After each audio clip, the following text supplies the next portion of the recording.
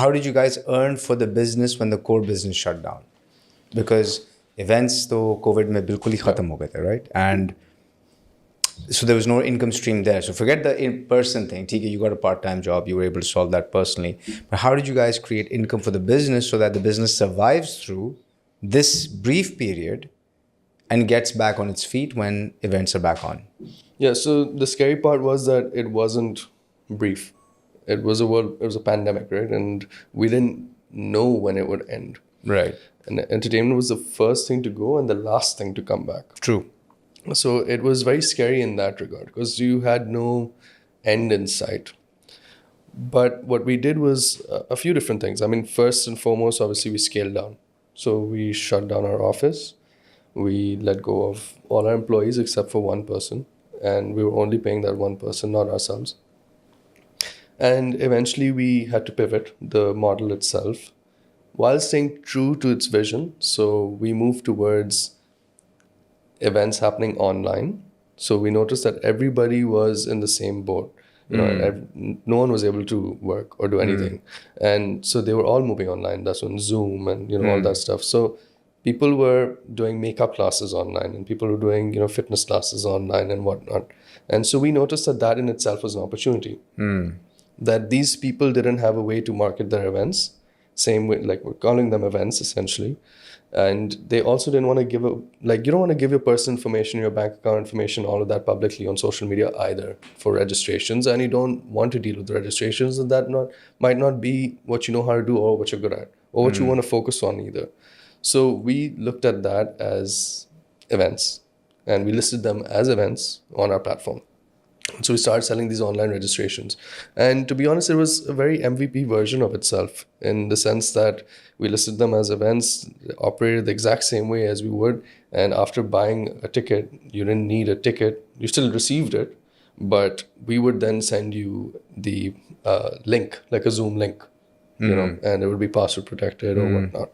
And so that's how it was operating. And we ended up having our best months to date at that time.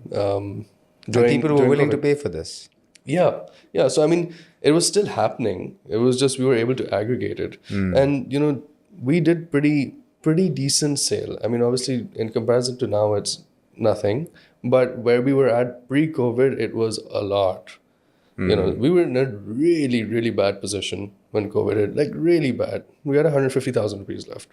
And we had blown our entire family and friends around really stupidly, in a nice office and whatnot. We were kids. We didn't know what we were doing.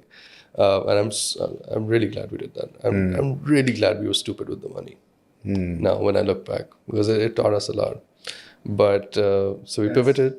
A founder of a new business, you can immediately tell whether this business will potentially survive or not based on how fancy the office is. Because if you're going to spend money on fancying up the office, your priorities are misguided. And in your case, it's fine. Like you were young, you didn't know, you didn't have mentors, you didn't have guidance. Yeah. But typically, the money should go in anything that generates revenue. Anything that does not generate revenue, why put the money towards it, right? Yeah. And, so in a weird way, the office actually helped us as well because people that were coming in for meetings, it gave off the impression that we were doing well. And it gave off some impression that they could trust us and that we would amplify their brand, And so it helped in... So you should have a fancy office. No, you definitely shouldn't. But I'm just saying, it also did kind of work for us in some way. And it was obviously the first thing we shut down, but it wasn't worth it, definitely. Right. But in hindsight, for the lesson we learned from it, it was very worth it. Right. And we learned from that office in the sense that for the next 2 or 3 years, we worked from home. Even after things were back to normal, I think even after that, for another 1.5 years, we worked from my house. And like the team was at my house. Few people would come and visit us at the house for meetings. We just made a separate room. They say like this is startups with the garage. It's kind of similar to that. And so we learned that early.